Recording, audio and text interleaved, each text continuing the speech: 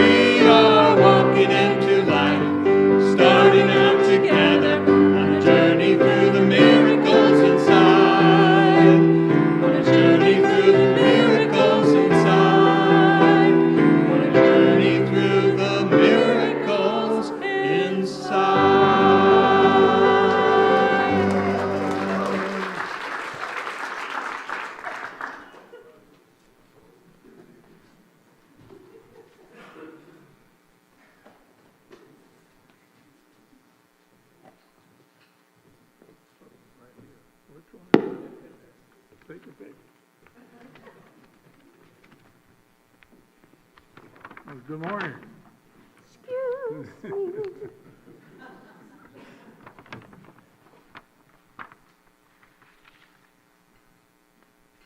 Today's reading is taken from The Age of Miracles, subtitled Embracing the New Midlife by Marianne Williamson. Miracles are available in any moment when we bring the best of ourselves forward. It isn't the amount of years that will determine the life we live now, but the amount of our love. Our future isn't determined by anything that happened 20 years ago, or 30 years ago, or 10 minutes ago. It's determined by who we are and what we think right here, right now, in this moment.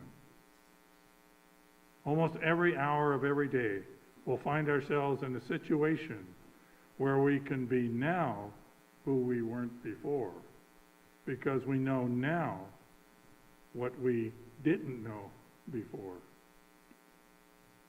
And from this newness in our being springs forth opportunities we could never have imagined. God specializes in new beginnings. Now let us focus on our heart. We'll move on to the prayer. Taking a breath, breathing the love of God that indwells each one of us. We lean into the divine love that has been with us since the beginning. We sit with the knowing of the allness and the onlyness of God.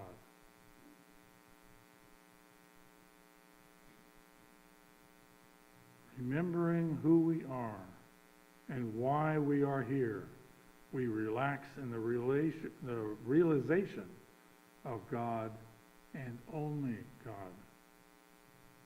As God is it, then each of us is an emanation of the Most High, are anchored in the living in from this love.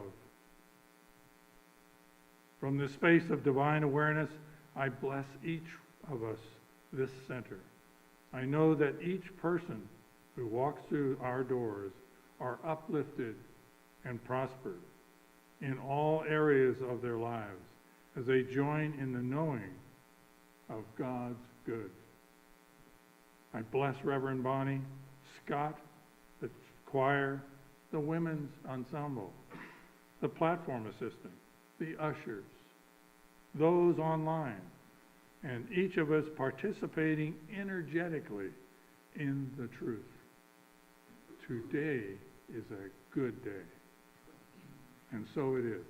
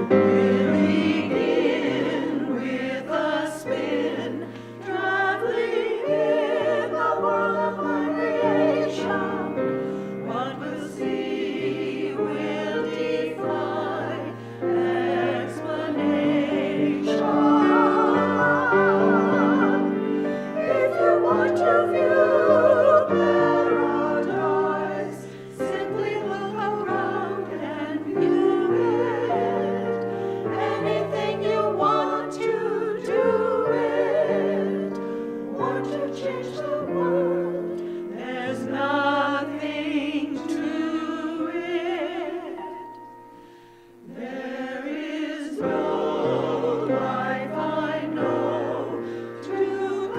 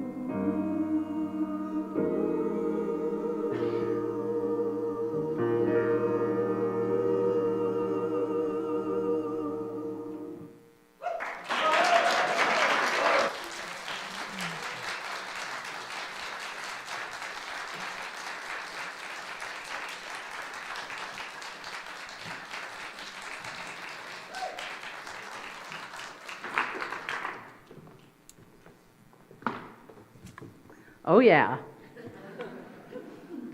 That is a favorite song in my family, and the grandkids and I sing it very loudly. And you're glad we didn't sing it here, and the women's ensemble did instead. But what beautiful energy that song is, and thank you, ladies, so much. Welcome to Unity Spiritual Center Spokane, whether you're here in person or online joining us. My name is Reverend Bonnie. And to stay in the spirit of St. Patrick's Day, turn to the person next to you, introduce yourself with an O in front of your name, and say, I'm glad you're here.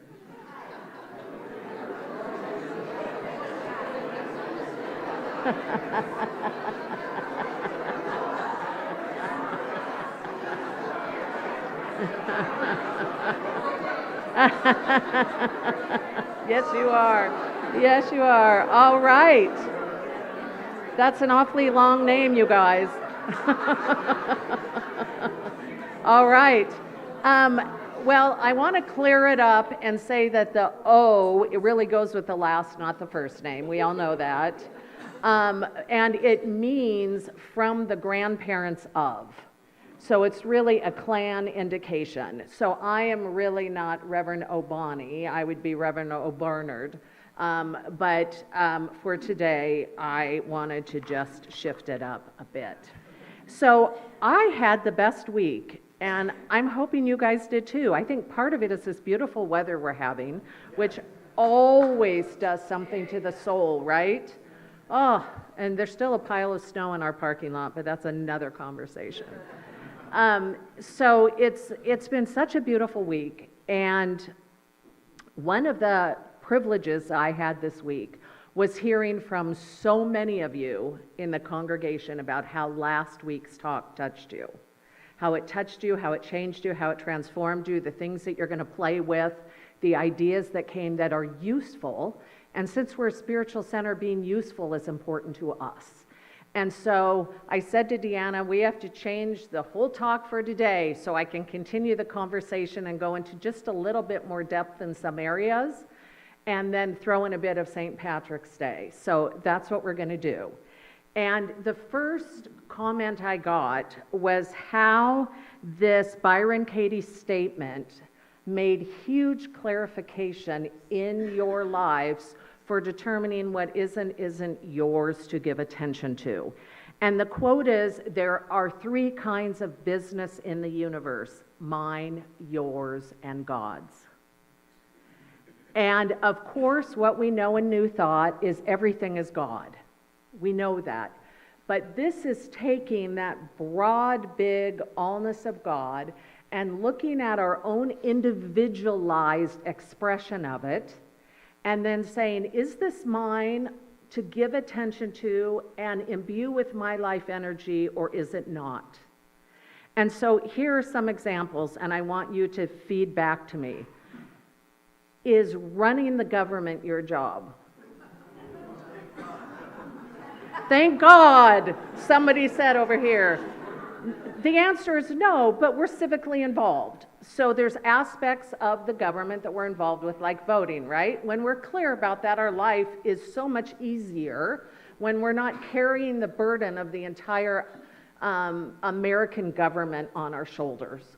So it's nice to be really clear. Oh yeah, that's not mine, but this aspect of it is. How about this? Someone else's life choices. Absolutely not. How about your spouse's life choices? The answer is still no. Everyone is imbued with their own agency to be themselves on this planet. And what I loved about that movie I shared about John Baptiste, the American Symphony, was he exhibited such a beautiful way of being in relationship. You know, he said, both of us are here with our life's work to do, and we support and share and take a stand for each other, but my wife has her business and I have my business. And that's like this. That's this quote. Okay. How about natural disasters? That's in the realm of God. Our insurance company tell us that, by the way. It is a known fact that a national disaster is God's business. However, when it happens at Medical Lake and is a big, huge fire, we stop and think, is there any part of that that my soul calls me to participate in? And then we can assign it to ourselves if the Spirit within us has given it to ourselves. So, really powerful words that you can use coming from this clarity of Byron Katie's is, how can I support you? So Gay shares her dream with me. It's not my dream, it's hers. But I can say to her as a friend, how can I support you? I had two friends who had a little teeny pea-sized cancerous thing inside of their breast. And both had it removed. And one of my friends said, the doctor asked if I wanted radiation, and I said, no, I don't need it. I don't need it. It was taken. No. My other friend said, absolutely, I'll take it because that feels safe to me. Do I tell either one of them they're wrong? No. It's their life, it's their business, and I say to them, because I love them, how can I support you? So those are really beautiful words to use. Okay, so this idea of whose is what's came up in our board meeting this last Monday. We have a new board now, and I want to introduce to you the new board positions that were voted in, and if you're here, stand up. We have Rick Hutchins as our president now. Oh yeah. Doug Ladwick as his sidekick. Murphy Sullivan, the chaplain. Dave Ribble, our treasurer. Our secretary is Jeff, and I'm assuming he's with the kids. And then, yep, clap for Jeff. And then Karen Dahl-Dalling, who is batting cleanup, and anytime someone isn't there, she's stepping into their position. So she actually has to play all roles. Thank you, Karen. And you may be seated. But one of the conversations we had at our first meeting is a very clarifying conversation. And the conversation was what stays confidential and what gets shared. And after conversation, we got really clear that any of the church business is shared. I mean, we work on behalf of the center. But where it becomes confidential is when it's a personality or personnel issue. When it has to do with a person, then that information isn't shared. And so after having that conversation, just like when there's order in the universe, which was one of our 12 powers, there's immense relief. When we are clear, is this mine, is this not mine? And when we're clear of whose is it, it just allows us to be able to operate more clearly on the planet. Make sense? All right. So let's go back to talking about anger. So I spoke last week about anger being an energy surge. And it was really lovely because after service, someone came up to me and said, "Are you a psychologist?" And my answer is no, I am a spiritual leader and teacher. So everything I look at comes from the spiritual realm. Okay, so when I'm talking here about emotions, I'm talking about it from the context of us being spiritual beings with a human suit. So I have a different perspective based upon the work I've done in consciousness and the work I've read and that is supported through other spiritual leaders. So there is a law in metaphysics called the law of polarity. And what that means is there's two extremes. I covered this briefly last week, but there's two extremes until we integrate them. And when they're integrated inside of us, then we become powerful. We become balanced. We become centered. So there's a law of polarity. And I was thinking about this in meditation, and I laughed because, you know, it's always fun to have a good laugh in meditation. And one is, when God made us, some of us have innie belly buttons and some have outie belly buttons. That's a great example, right? Some have innies, some have outies. They're both belly buttons. Some of us lean toward in our personality and the way our body system operates. Some of us lean toward anger, and on the other end of the spectrum is sadness. Okay? So we have those that express energetically when they are triggered through anger. There are those who express energetically when they are triggered through sadness. Okay? All of us are walking torus fields of the energy of God.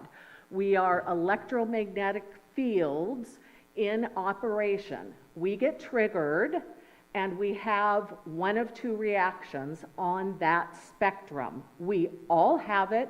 It's not unique to anyone. It's just that some are more innies and some are more outies. I just loved that. Thank you, God. That was so beautiful. But like a tree that grows roots equally as big as the top so that there's balance, we too have balance if we do the spiritual emotional work to return to center. So I shared last week when we have energy surges that are anger, what to do with it. So I'm going to share right now when we have sadness experiences, and as someone who's responsible for managing our own energy fields, what we do. Okay, so when we experience sadness, just like when we experience energy surges, aka anger, what we do is we have an opportunity to develop art.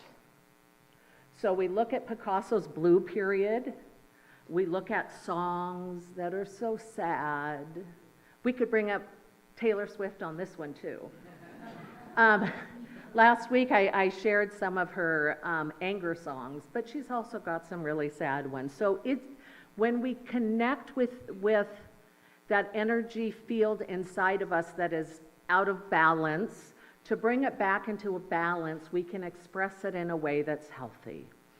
Okay, the other thing is, what's different with sadness is it's an inverted energy, not an external expression. So when we invert, our energy gets smaller. So if you notice that we have this big, beautiful torus field, and we get angry and we have a big shooting thing, we get sad and it comes inward, okay? Now if they're at their big, full extremes, we have rage and we have depression. Okay, so again, I'm talking spiritually, not psychologically here. I'm talking energetically. So what happens when we feel depleted of energy? That is sadness. What happens when there's that depletion and we are responsible for our own fields to bring them back to balance? So some of the ways that I do that is I lay on the grass. I get the energy of Mother Earth coming through my body and I go, that feels good. The question I ask myself is, how can I reconstitute my energy field? And I go, I can lay on the grass. Another thing, I can drink a lot of water. Another thing, I can watch comedies. Ooh, that's good. I do anything that resembles joy. Also move the body. But as metaphysicians, one of the most powerful things we could do is affirmative prayer for joy. That we're calling forth the field of joy within our being. And then what the ultimate gift we can give ourselves is to look at the trigger. To look at the trigger and to have that self-awareness of where we gave what we gave our power to in order that we could take it back. Does that make sense? Hello, does that make sense? Yes. All right, thank you. So then I wanted to share another thing that I use on my own spiritual journey that has helped me navigate this life. I'm going to share another one next week as well. I'm not going to inundate you this week. But this is a quote I heard in a conversation that the Reverend T.D. Jakes had with Oprah. And he was talking about love. And he said, did I miss that? There it is. He said that there's often 10-gallon people who were born into families with pint capacities. And he's talking about love here. He's saying some people embody 10-gallon capacity to love, and some people embody a pint capacity to love. And he said, when you're a 10-gallon person and you want love, you want it on the 10-gallon level.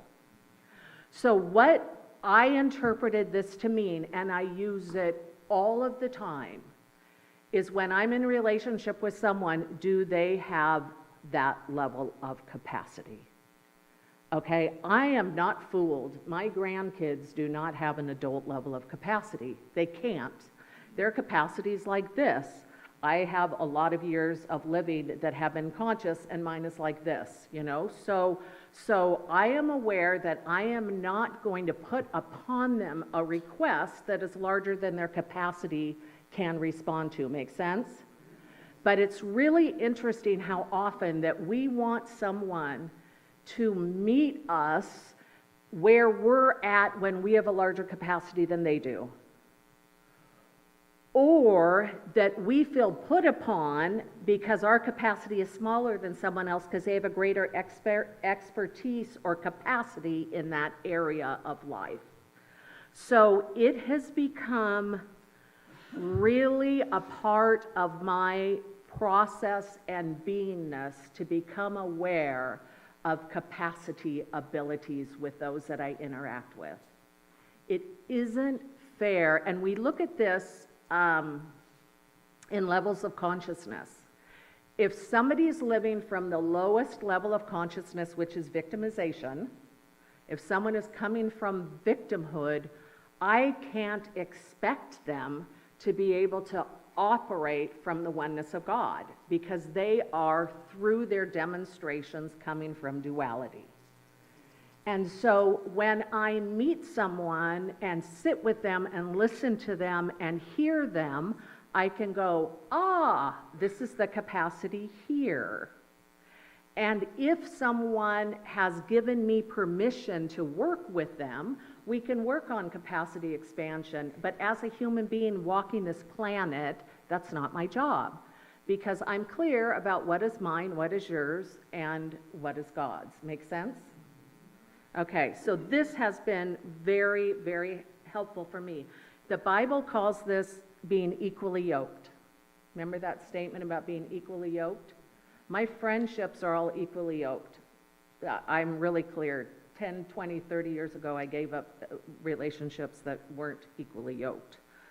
And then the law of giving and receiving, which is another metaphysical law, says the universe operates in dynamic exchange with us. So if we are desiring to build our capacity in an area of our life, we do that with our highest God self inner presence that builds capacity through us. That's where spirit comes in to this. All right. So we're going to talk just a minute about our dear friend St. Patrick, and I see many of us came in honor of the saint today. I think it's very rare. St. Patrick's Day falls on a Sunday. Some interesting facts, you see them up here, like he wasn't born in Ireland. He was actually born into Roman aristocracy. And as a teenager, he was kidnapped from his family villa, which was probably in Scotland. It was somewhere in Great Britain. And he was brought to Ireland to become a sheep herder.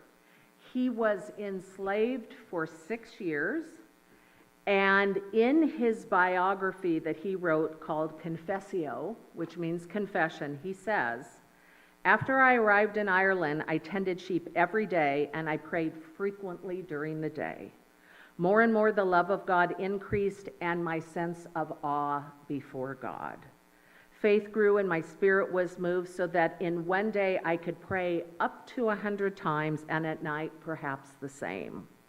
I even remained in the woods and on a mountain, and I would rise and pray before dawn in snow and in ice and in rain. I never felt the worse for it, and I never felt lazy. As I realize now, the Spirit was burning in me at that time."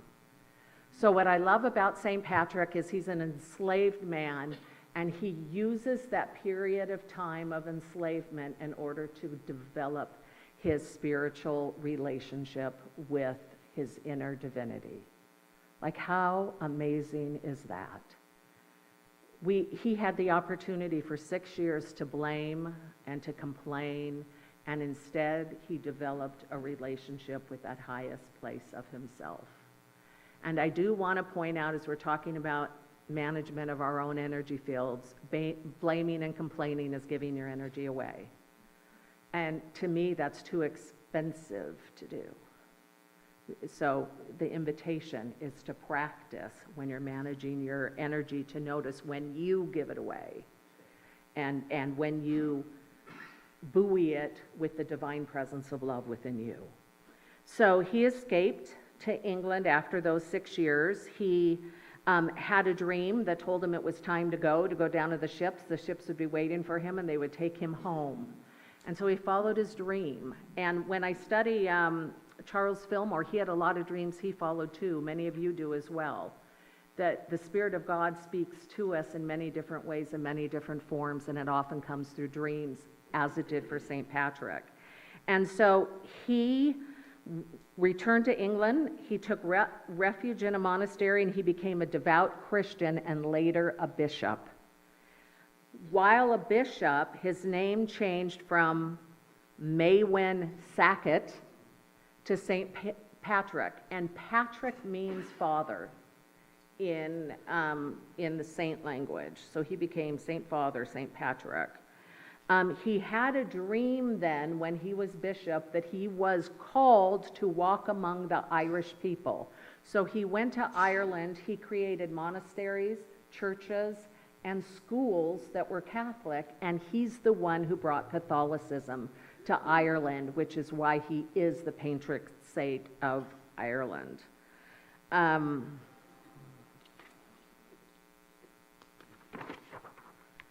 He wrote several books, and in one of his books, he said he raised 33 people from the dead, including some who'd been dead for a very long time.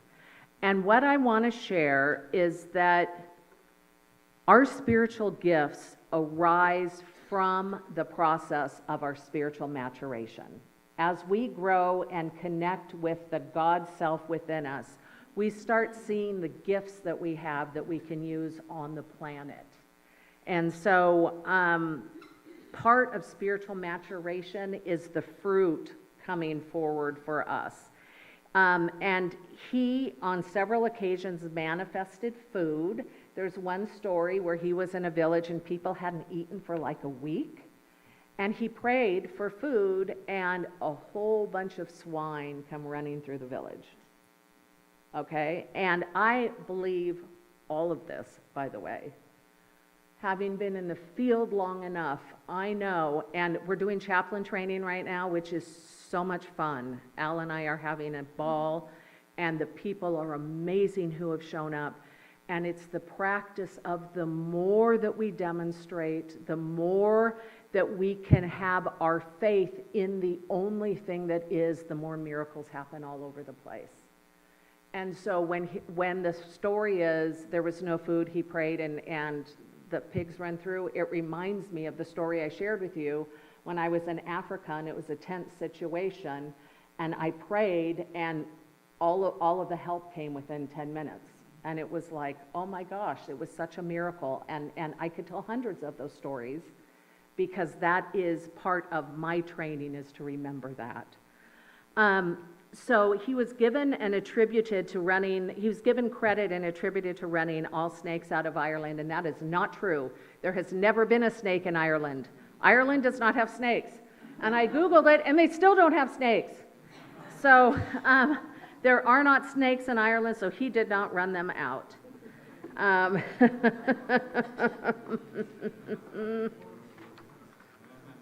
So here's a quote from his book, Confessio, and because I'm a metaphysician, I'm going to speak what he wrote and then tell it to us metaphysically. He wrote that God has generously poured on us the Holy Spirit, the gift and the promise of immortality, who makes believers and those who listen to be children of God and co-heirs with Christ. That sounds totally unity language. This is the one we acknowledge and adore, one God in a trinity of sacred name. So we would say in unity, God is the source or the substance of life.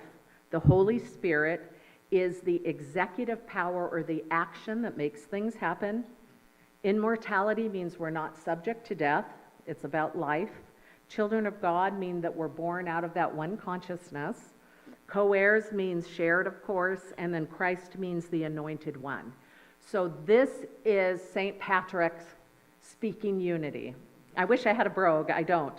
But it's source has given us the action, gift and promise of life not subject to death for us who believe and listen from oneness with shared inheritance of the anointed one.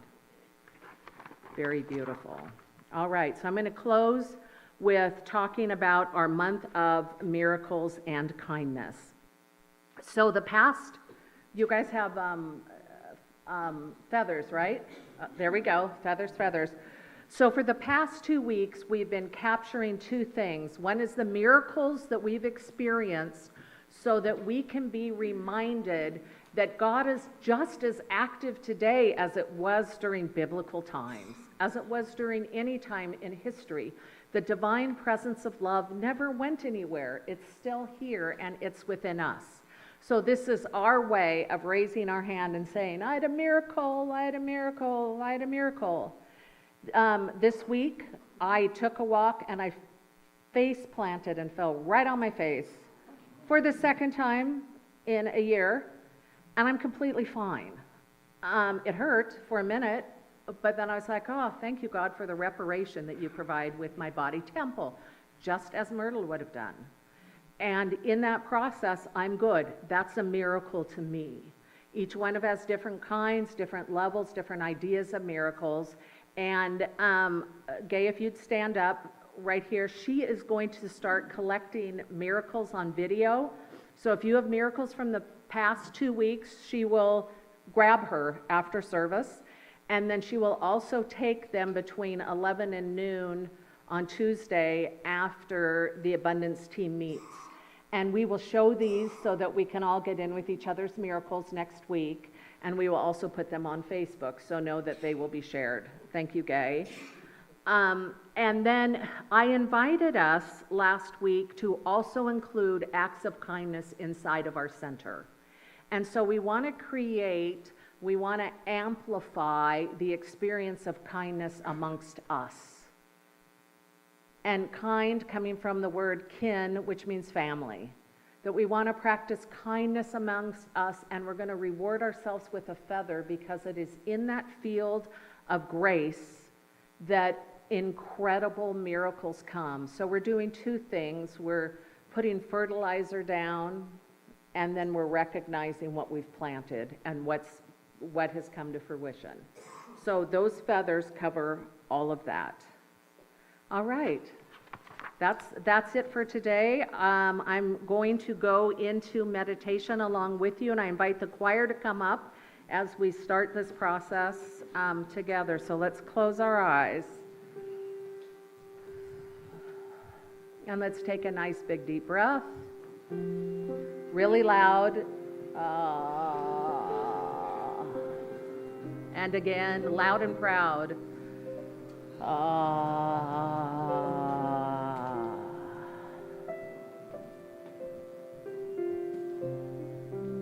And St. Patrick was said to have taught the Trinity, which for us would be source energy, physical form, and the spirit within us, by using a shamrock. So let's just imagine that our heart has a shamrock in it right here and right now that represents all aspects of God itself.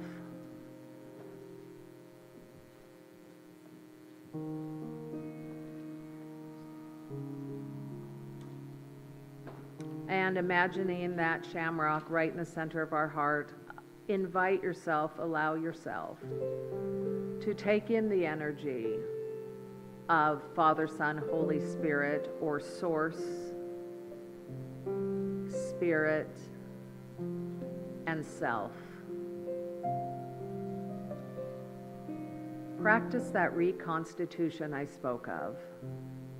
Give your being permission to receive the energy of the shamrock, the energy of today.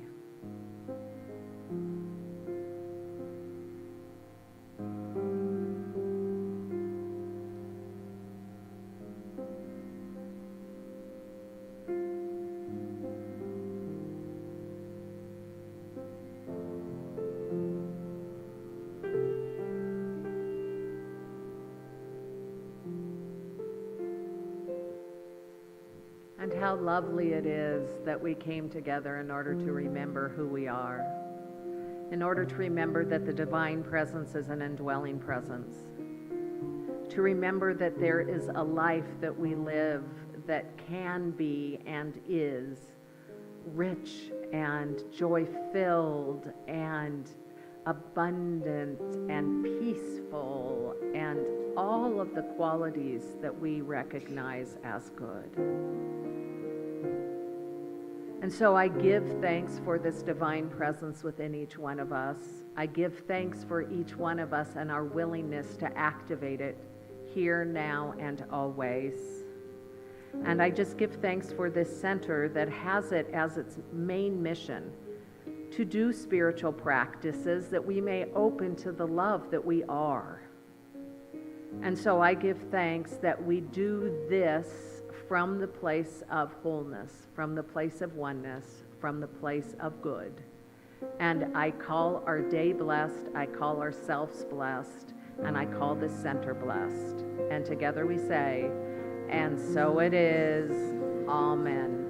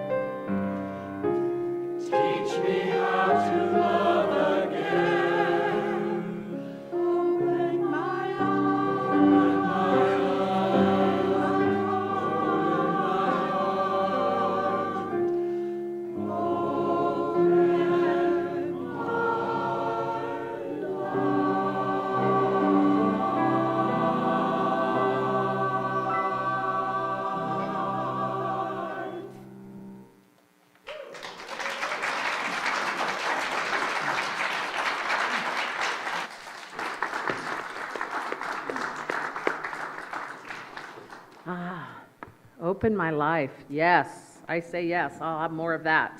Say it with me. Yes, I'll have more of that. Woohoo! All right.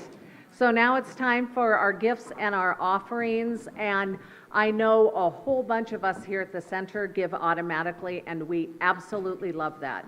And I would like to invite all of us here, if we are so moved, to give extra today to do so. And if we don't give, that we practice the act of giving, for it activates the law of circulation. So there's a lot of metaphysical laws. I mentioned several today, and one is the law of circulation.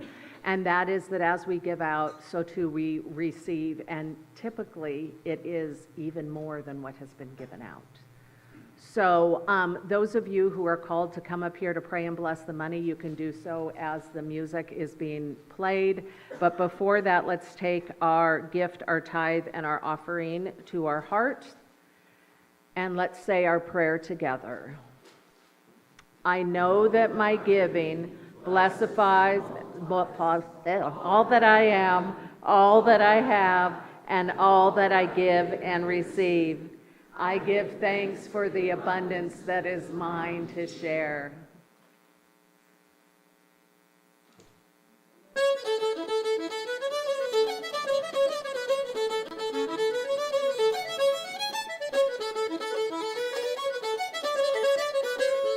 And yes, you can dance in the aisles, by the way.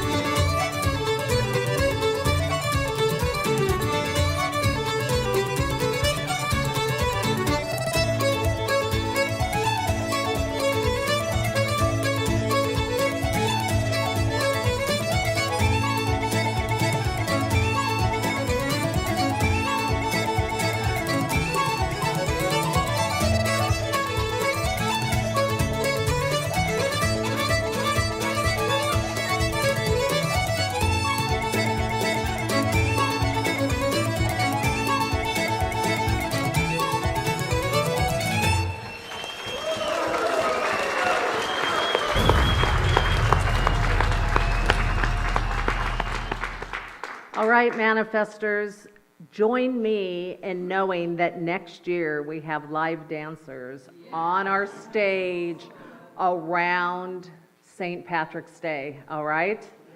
Whoa, yeah, the jiggers. We'll have them come by. All right, anyone to pray with me today? All right, we've got Deanna and Dave. They're standing in for each and every one of us here. Let's extend our hands and just feel the energy from our heart moving toward this absolutely beautiful, delightful energy that we call money. And knowing that God is right here where we are and it's everywhere present, I know that the needs of this center are met. I know that they are. I know in consciousness that all of our financial needs are met. And so I give thanks for this. I give thanks for the giver. I give thanks for us as a receiver. And I activate that power of God that's called the multiplication principle. Knowing that as it is given, it multiplies for the giver, it multiplies for the center, and then our tithing that goes out multiplies for the goodness and the greatness of this community. And so for all of the good that is circulated through these gifts, tithes, and offering, I do give thanks. I bless it, I call it good, and together we say, and so it is, amen. Thank you. Thank you, Jim.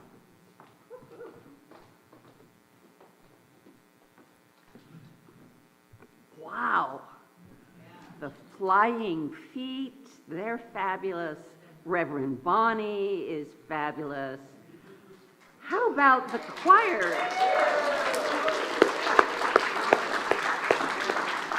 Scott Jameson is fabulous.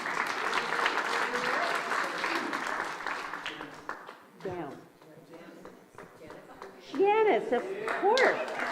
Janice, please stand.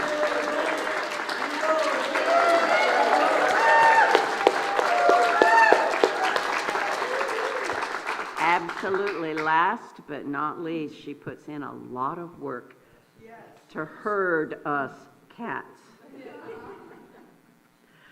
So, here comes my favorite part, our unity statement.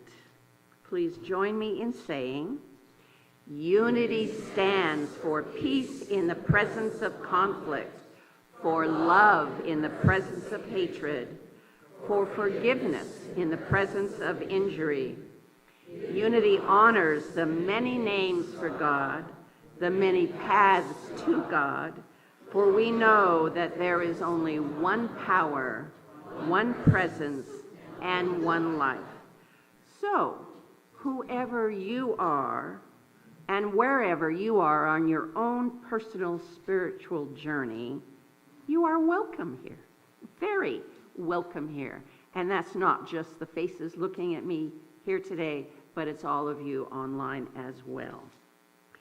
If you are in the sanctuary and are a first-time guest, we have a welcome packet if you're brave enough to raise your hand. Is there anyone here who's first? Thank you. Right back here. Did I miss someone?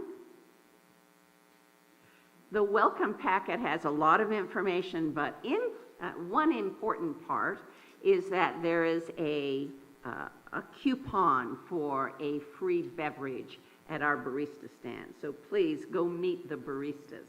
Take advantage of that. So for those of you who are online and are new to our ministry, we encourage you to sign up for our many activities, our Wednesday newsletter, talking about what's going on in this very vital, alive place. Our e-news comes out every Wednesday. You can sign up by scanning the QR code. That's, of course, up here now, but also around the center, or looking for unityspokane.org. Also Facebook, YouTube, Instagram, just search Unity Spiritual Center. So our chaplains today are Theodora and Cheryl. Cheryl, please stand. And Theodora, are you in here or with the children? Oh, there she is. It's bright up here. I apologize for not seeing you at first. Chaplains are holding the service in prayer. Cheryl will be available for you immediately following the service. She will be up here, and she will be here to help you celebrate something that you would like to talk to another person about, a joy in your life or a sadness or a problem you would like to share, please come talk to Cheryl. We would also like to encourage anyone else who needs prayer to fill out a prayer request form, which you can see in the seat pocket in front of you.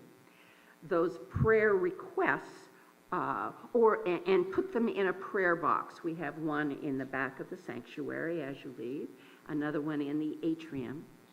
The prayer requests are looked at and prayed over by a team here at Unity, as well as at Silent Unity for 30 days. Prayer is so important here.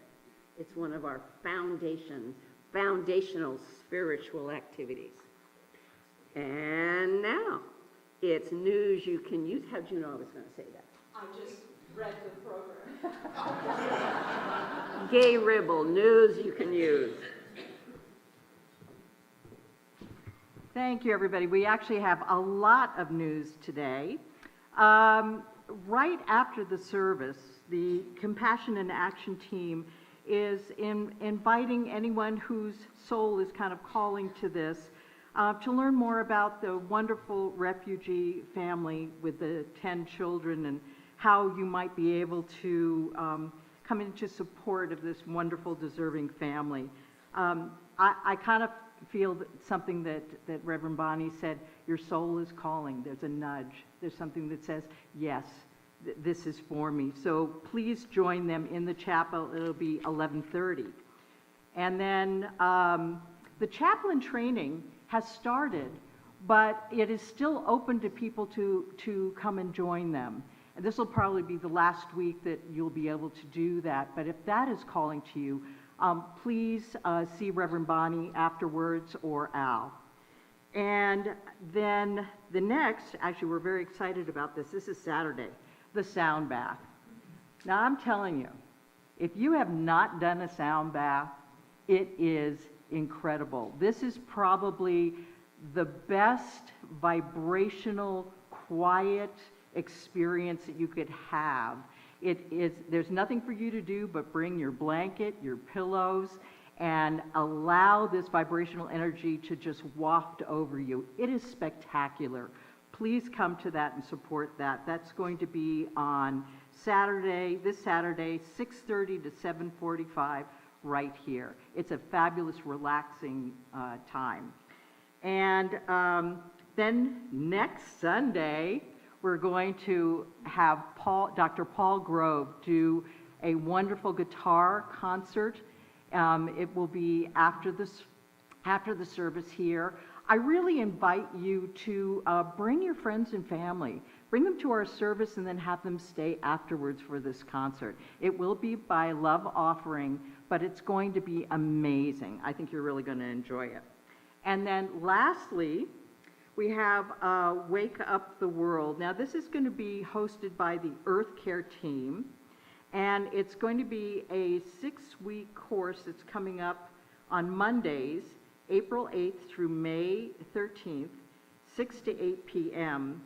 And there's a lot that's involved with it, but the element that I want to bring out is our climate issues. You're going to learn more about the climate issues and how to activate spirit and our resources to heal our planet. Because where else are we going to live if we don't heal our planet? The other thing I'd like to do just briefly is, everybody, can you hold up your feathers? Can I see your feathers, please? Dave, could you come up here? I really need Dave to get a video of everybody holding your feathers. This is a center of miracles and kindness. And if you know that there's a act of kindness that you did this week, please put it on your feather and put it just on the table right outside the doors there. Or if a miracle has happened, please put that on there, and we'll start to fill up our angel wings. Thank you very much.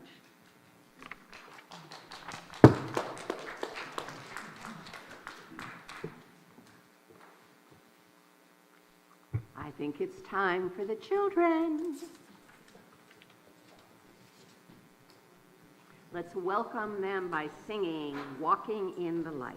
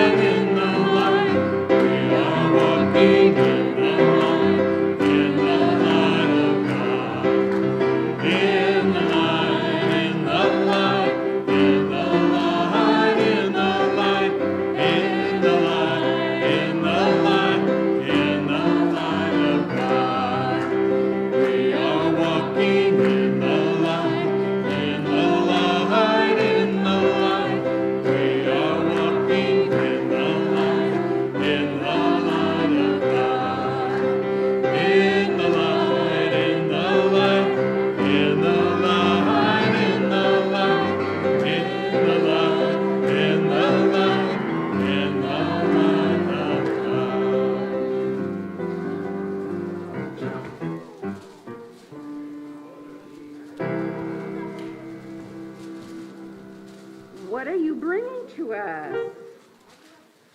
Yes, Ruby. Still got a bunch. I don't think we passed For Leprechaun Day. So what's the banner?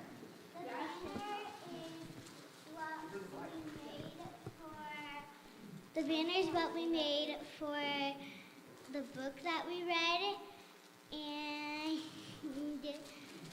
when we passed out the coins, they were to give to people because today's Leprechaun Day. Wow, that's a lot of good work. All right, people, let's put our hands together and give our blessing to our youth. Together, be the love you are, sing the song you hear, share your joy of life with people far and near. And the same for ourselves. Be the love we are, sing the song we hear, share our joy of life with people far and near. And now, kids, please join. Please go and join with the people who brought you.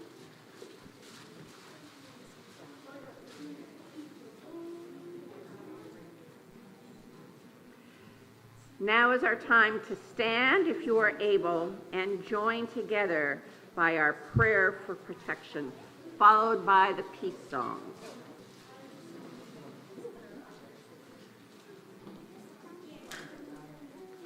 Together, the light of God surrounds us. I am the light of God. The love of God enfolds us. I am the love of God. The power of God protects us. I am the power of God. The presence of God watches over us. I am the presence of God.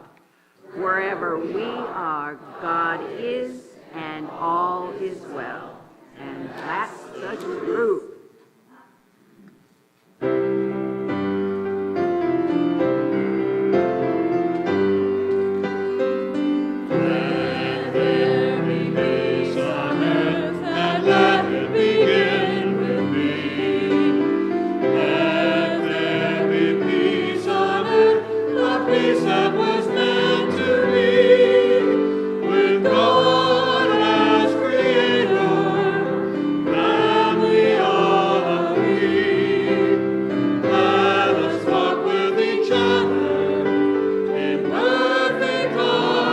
Harmony.